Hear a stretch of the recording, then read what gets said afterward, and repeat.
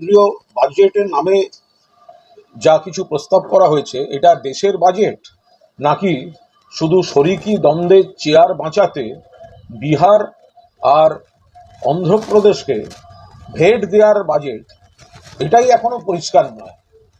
সার্বিকভাবে জনবিরোধী, সাধারণ মানুষ, মেহনতি মানুষ, কৃষক শ্রমিকের স্বার্থ বিরোধী, মধ্যবিত্তের স্বার্থ বিরোধী, বাংলার প্রতি বঞ্চনা এবং অবহেলা।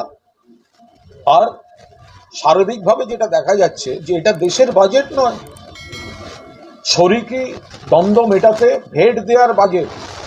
বিহার, অন্ধ্রপ্রদেশ এদের ভেট দেওয়ার বাজেট পেশ করেছেন কেন্দ্রীয় অর্থমন্ত্রী।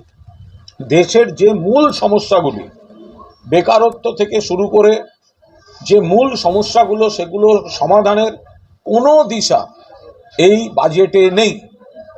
মাননীয় মুখ্যমন্ত্রী মমতা বন্দ্যোপাধ্যায় এবং আমাদের সর্বভারতীয় সাধারণ সম্পাদক অভিষেক বন্দ্যোপাধ্যায় ইতিমধ্যেই তারা জানিয়েছেন এই বাজেট কিভাবে জনবিরোধী।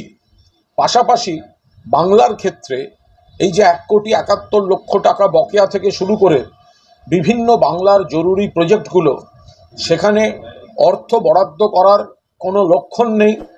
বাংলার স্বার্থের কোনো পদক্ষেপ, কোনো বরাদ্দ সেগুলো নেই।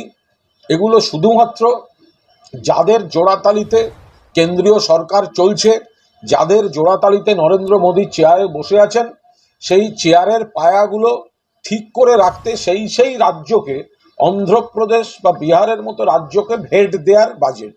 ফলে এই বাজেট দেশকে আরও, দেশের সমস্যাগুলো, কৃষিক্ষেত্র, শ্রমক্ষেত্র, কর্মসংস্থান, এগুলোকে আরও গভীর সমস্যার দিকে ঠেলে দেবে এবং এখান থেকে ঘুরে দাঁড় করানোর কোনো চেষ্টা বা দিশা এবারের মোদী সরকারের বাজেটে নেই।